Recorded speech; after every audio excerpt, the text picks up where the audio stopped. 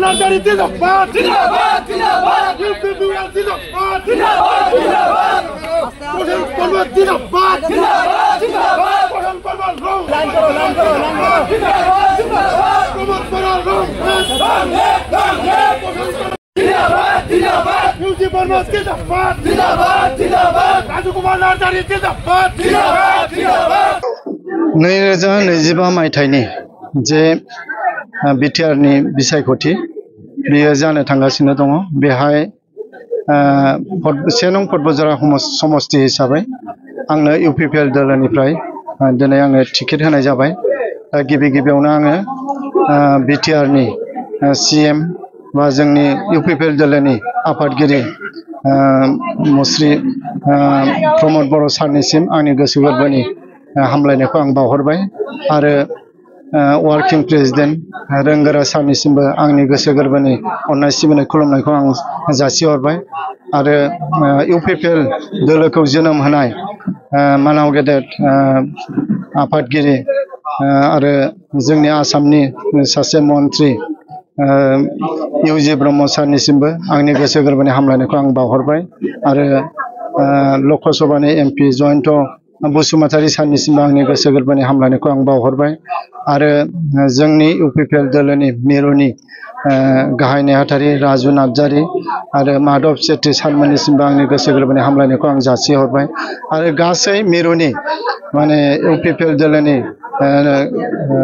दैदेनगिरि सारमोननिसिम आंनि गोसो गोरबोनि हामलायनायखौ आं बावहरबाय आरो जोंनि पर्बजरानि गासै जिल्ला कमिटिनि मावथिफोरनिसिमबो आंनि गोसो गोरबोनि हामलायनायखौ आं जासिबाय।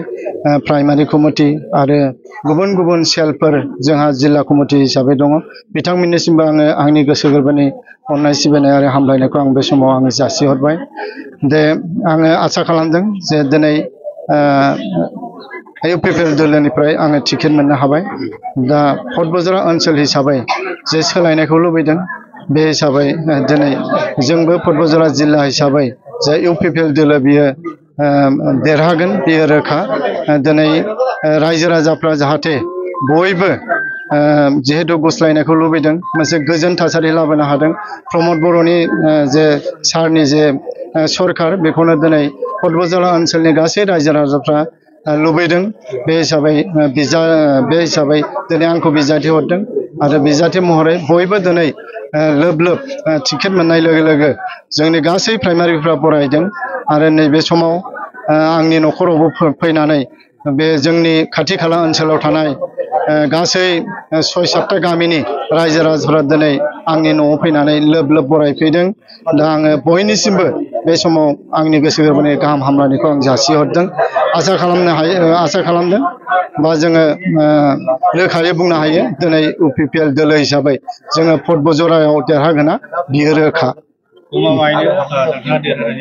रायजो राजाफोरनि थाखाय मा थांखि बिथांखि लानानै खामानि मावनो हायो? दिनै जोङो पदबजरा ओनसोल हिसाबै जोबोद गोग्लैसोनाय जे मोनसे समाव पदबजरा ओनसोल हिसाबै जे मोनसे गाज्रि थासारियाव दंमोन दिनै जोङो बेखौ मोजां थासारियाव लाबोनो हाबाय बा बे जोङो गोजोननि थाखाय जों खामानि मावगोन आरो पदबजरा ओनसोल हिसाबै गोग्लैसोनाय हिसाबै जोंना लामा दालां बान्दो जिहेतु गासै ओनसोलावनो जोङो गोबां माने खस्थ'जों दङ। दा बेफोर बिथिंखौ जों गासै बिथिंखौ रायजो राजाजों लोगोसे जोङो जयैनो खौसेयैनो मिलायलायनानै जेखिनि मावनो गोनां हाबाफारिफोर दङ बेखौ जों मावलांगोन। दिनैनि थारिखआव जोङो नुदों जे पदबजरा हिसाबै दिनै जोंनि इउपिपिएल दोलोआव दले बले जयनिं जागासिनो दङ।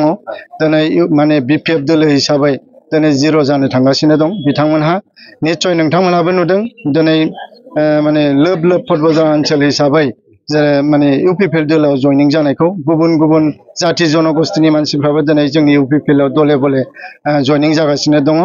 दा गासै बिथिंखौ नायनानै जों दिनैनि थारिखआव नोजोर बोनो हायो जे जोङो इउपिपिएल दोलो हिसाबै निस्सय जोङो पदबजरा ओनसोलनिफ्राय जोङो देरहासारनो हागोन बेखौ जों मिजिं खालामनो हायो।